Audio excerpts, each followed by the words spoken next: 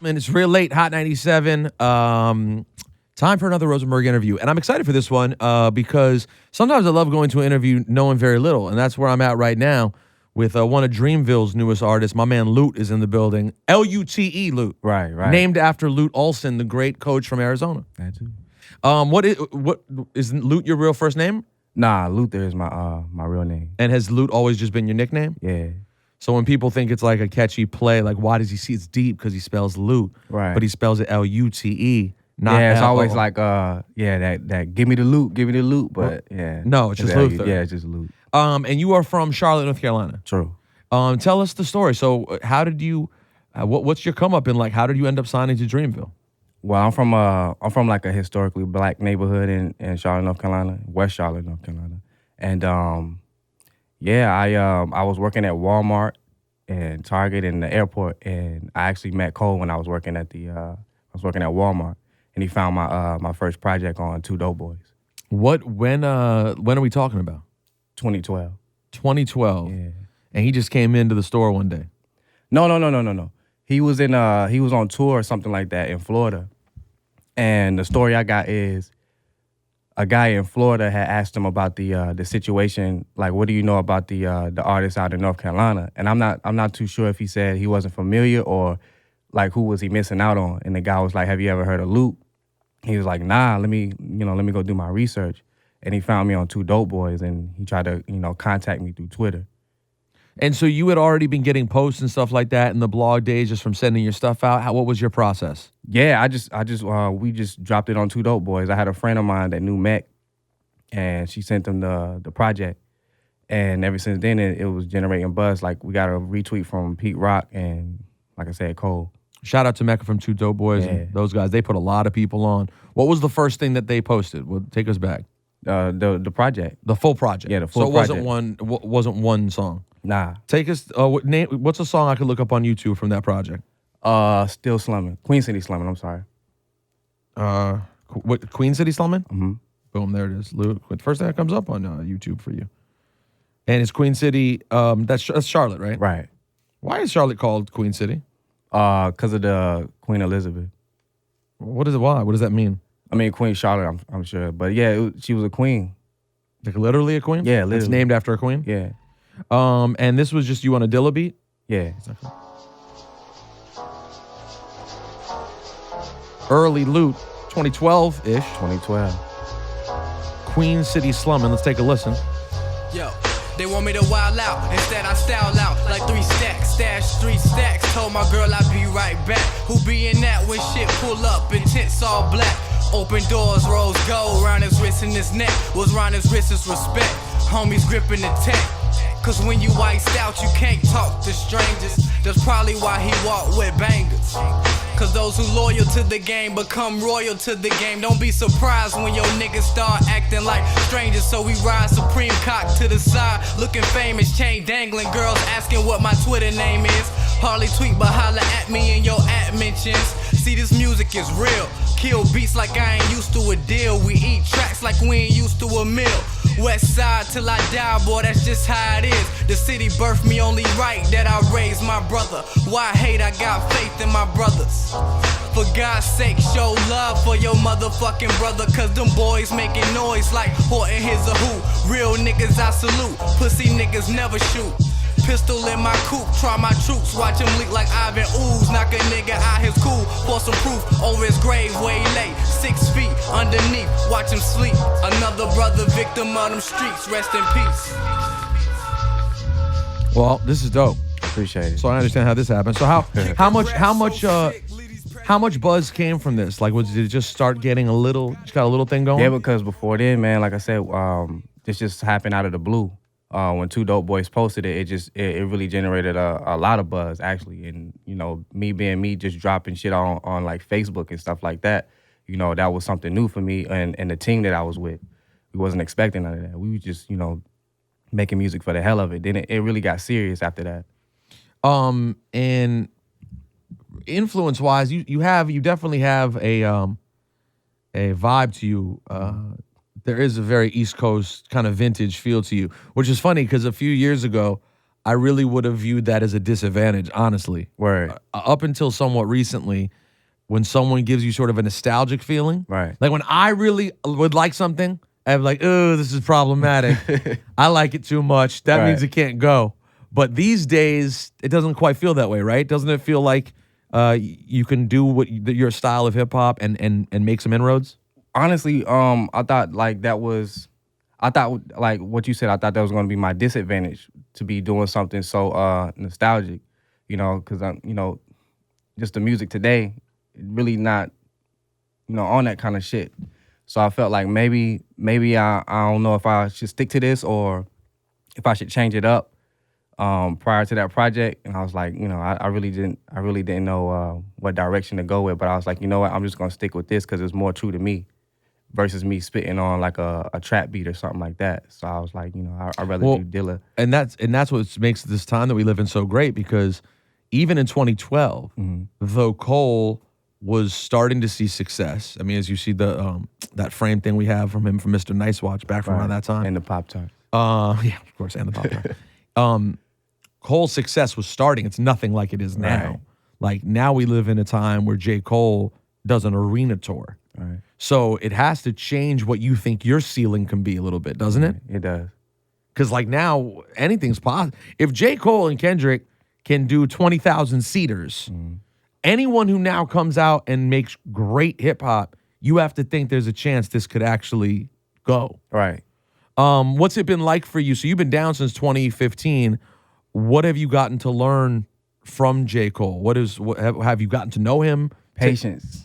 Like throughout this whole thing, I've learned patience, especially with sample clearances and just hurdles, Because before then, like I said, we was just dropping music. We didn't have to worry about sample clearances and figuring out who producers was and, paperwork and stuff like that. So this really taught me patience and to just stick to my craft and have a little faith in myself. This project, West 1996 Part 2, that's out right now? It's out right now. And is it for sale? Yeah. Okay, so you can get it on iTunes, Spotify, anything like that. Yeah.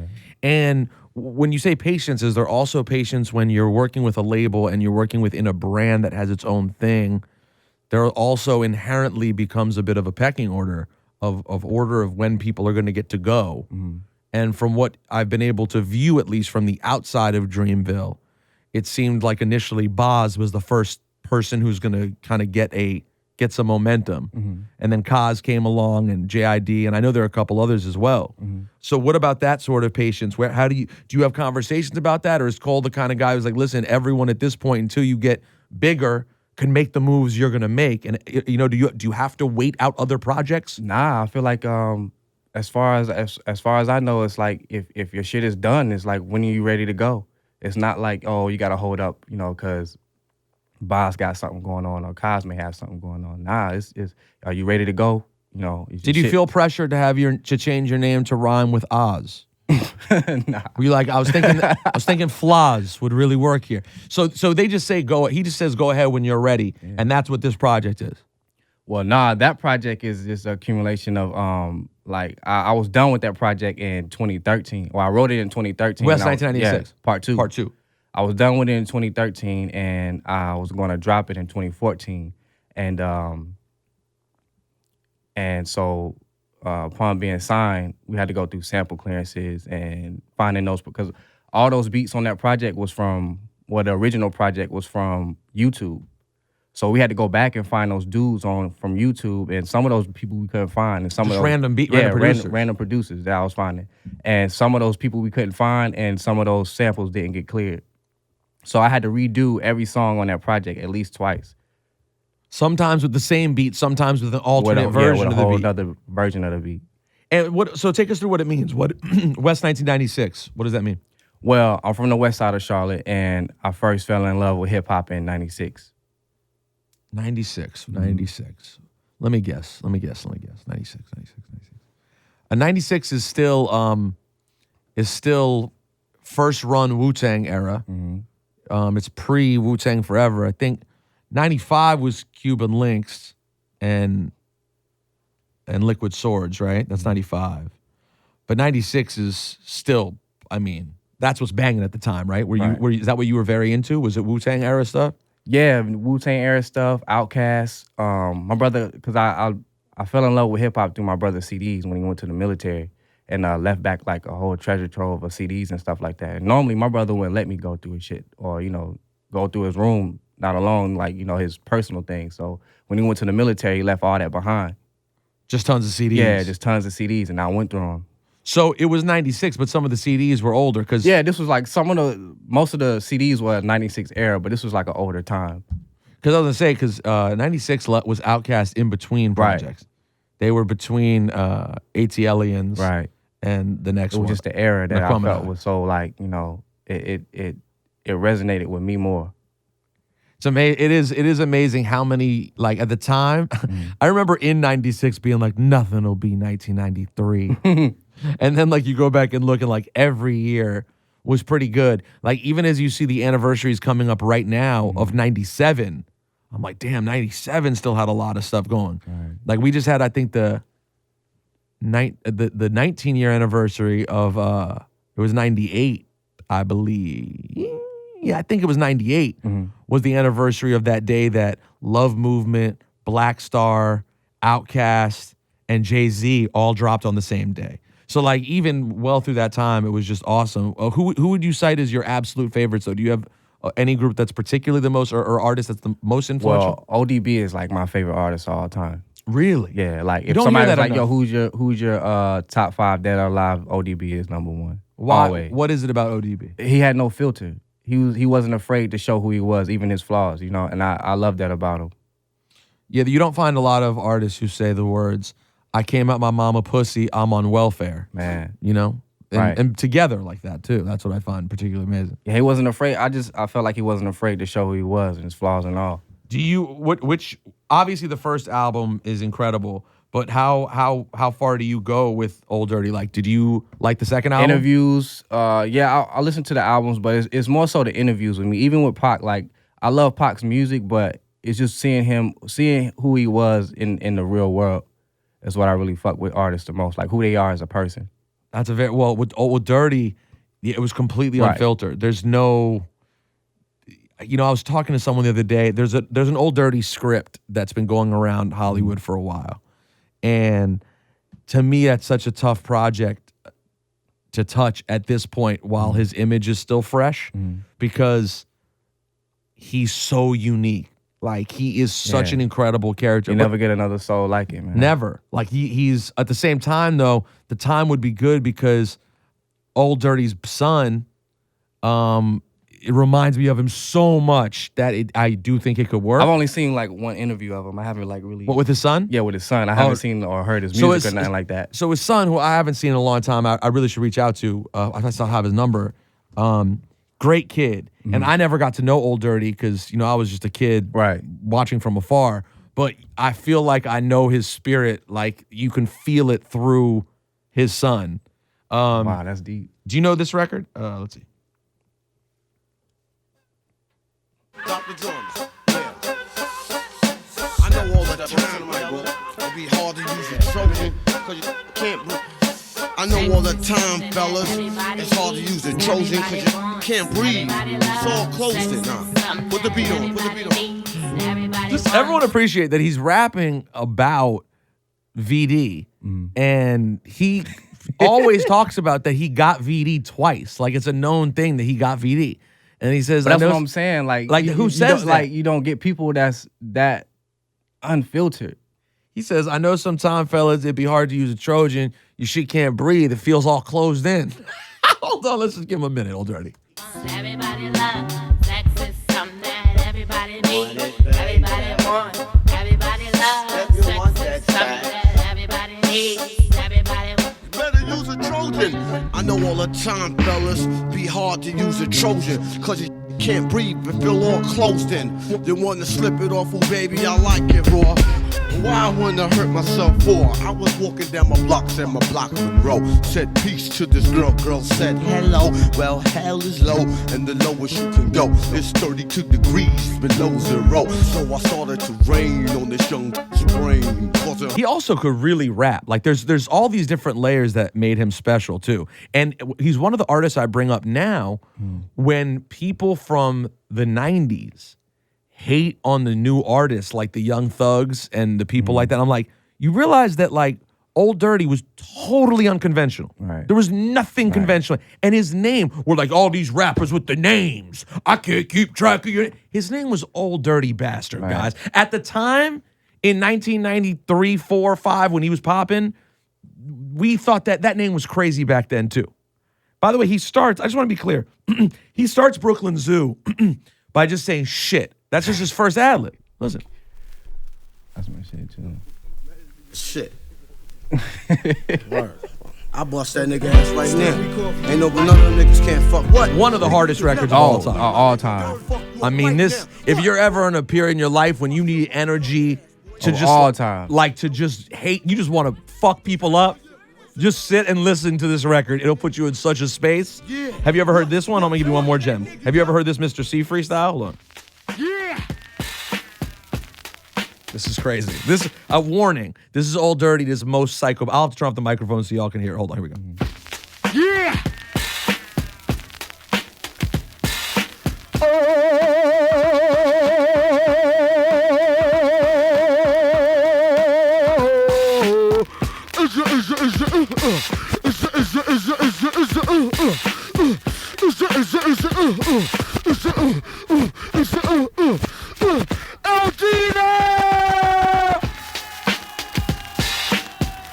Brooklyn Zoo in the house! Old Dirty Bastard in the motherfucking... That's the funniest shit ever. Well, he actually kicked some bars too, but just the screaming is so good. Like, Mr. My name is the Old Dirty Bastard. My game to kick your ass.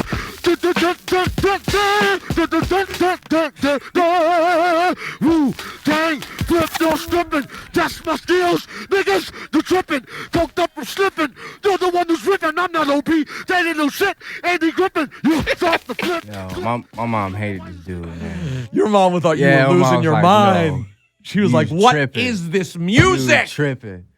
Well, I loved it, man. Yeah, for real. there's him and X. I think have an energy that you can't really describe. That's why I love, and I hope X is taking care of himself because I'm so happy he's still around and we're able to like feel DMX's energy sometimes because it's such a unique and crazy energy. What can you tell us about this project? What could people? Obviously, when we played the part, I'm sure a lot of people listening who heard you were like, "Yes, these are the kind of bars I like. This is the kind of rap I like." What can you tell us about the project? Like, how do you feel about it? How would you describe it? Well, really, like what I want people to take from it is being greater than your circumstances and really believing in yourself and not really worried about where you come from and just really focusing on like who you are. Because I come from a neighborhood that's like you were saying it's historically black, correct? Yeah, it's historically black, and whether or not it was good for bringing the people up and it was good for bringing the people down as well. But yeah, like I said, like I come from an environment where it wasn't all good, so and I also didn't graduate high school either. So the whole time, I'm thinking like, how far did you make it? What year? 11th grade. Okay. Yeah. And then what happened? I dropped out, and I went to a community college to go back and get like my GED. I was actually going back to get my high school diploma, and I was like, nah, this ain't gonna work. And then I went back to go get my GED, and I was like, nah, this shit ain't gonna work either. I remember my aunt telling me, like, yo, like, just know from here on out, like, your life is going to be harder than your friends. And if you cool with that, I'm cool with that. And at one point, it was like, nah, I'm not cool with that. So that's why I went back to go get my GED. But then it's like, nah, you know what? That's an interesting point, though. She may just know that because you didn't graduate. Because you didn't graduate, your life is going to be harder than your friends. And I remember it was called the Crack Building. I remember just going out of the class and sitting on the steps like, damn, you know what? My life going to be harder than my friends then. And did you ever get the GED? Nah. It never happened? Nah, it never happened.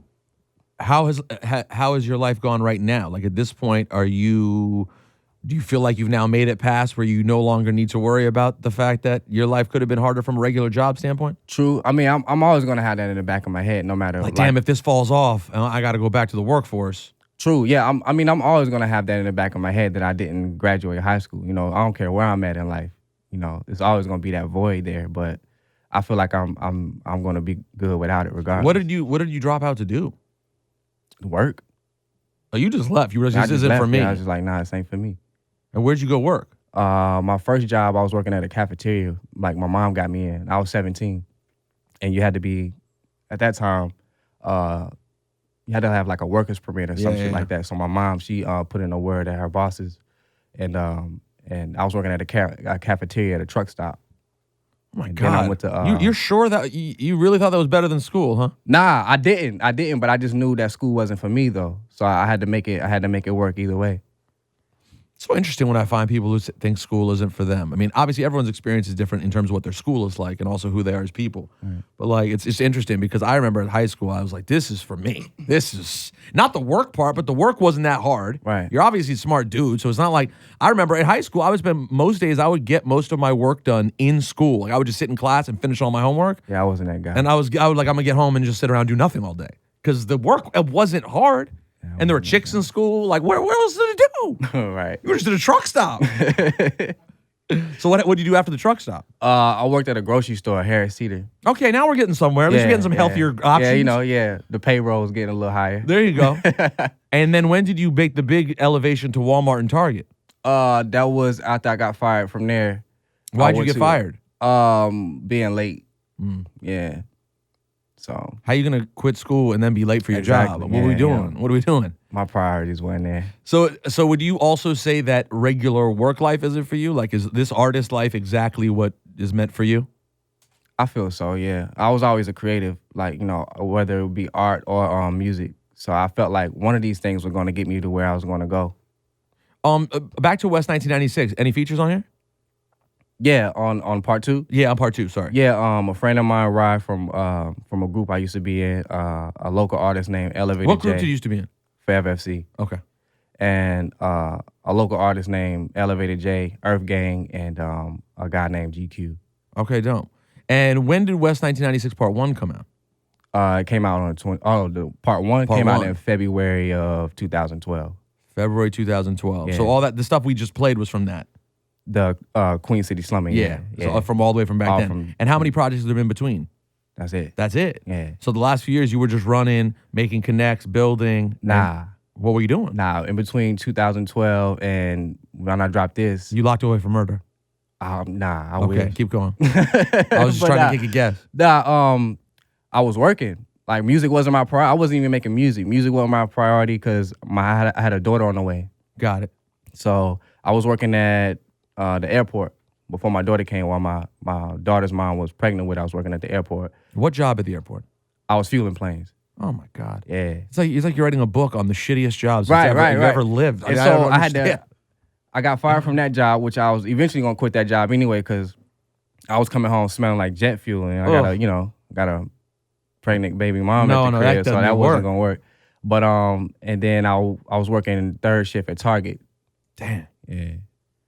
And all of this time, and then at what point, what made it change? So when did you go from working guy to no, I'm just gonna go for the music? Creative Loafing had did a spread on Forever FC, and the guy asked Rye, one of my homeboys, like, yo, what is he doing? Like, since 2012, like, why hasn't he made any music? And he's like, shit, I don't know. Like, if I had a daughter, I have a lot to write about. And at that moment, I was like, damn, you know what? He's right. Like, I'm so busy being caught up in this life or, you know, check to check kind of shit, not realizing that I do have a story to tell. So that made me write West 1996 Part 2. And then while you were writing it and working is when everything else started happening? Nah, ain't nothing happened yet. I was just working. I was just writing. And like I said, I had already made But Part 2 didn't come out till just now. Right. So what triggered the Dreamville? What triggered everything else happening in that time? Yeah, that's what I'm saying. So I was working on Part 2 in 2013. Yeah. And then I was about to drop it in 2014. And the day I was about to drop it, Cole had gave me a call. It was like 2 o'clock in the morning. And he was like, yo, man, because I already gave it to my boy Scott. And Cole was like, yo, I heard the project, bro. This shit is like fire. And I can hear the pain in your voice. And he's like, yo, man, it's reminiscent of the shit that you dropped in 2012. And I feel like I want to help. He was like, yo, if you can hold on to it for me so I can get it to the people that I need to get to. He's like, yo, it'll be love because I really want to help you. But if you want to drop it today, drop it. That's cool. But if you can hold on to it for me, I can get it to where it need to be.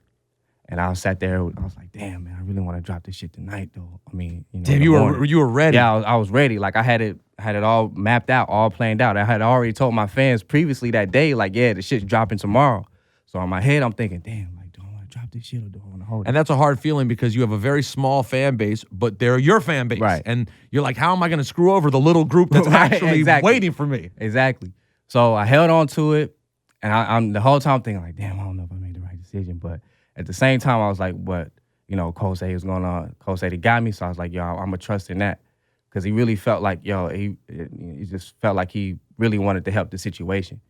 And so I held on to it, and then he called me again. Now, I was still working at Target, and he called me again that August and was like, yo, if you can take off a couple of days, I'm going on the Forest Hill Drive tour. He's like, yo, I'll recompensate you for the days that you missed because I know you're working and you just had a baby. And I was like, man, I just got fired 2 days ago. Like, I'm ready to go. And that was August of that year. And then after that, How long you go out with them for? I went out there for maybe 3 weeks. And then that's when E was like, yo, still slumming on the project. He's like, that shit's fire. He's like, you want to put it on Revenge of the Dreamers too? And I was like, yeah, I'll do that shit.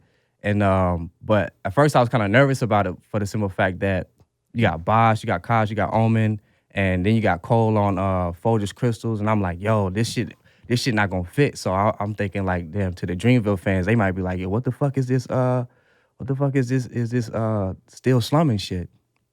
But he put it on there, dropped it, and it got love. So I was like, damn, okay. And then that's when, after that, they announced the signing.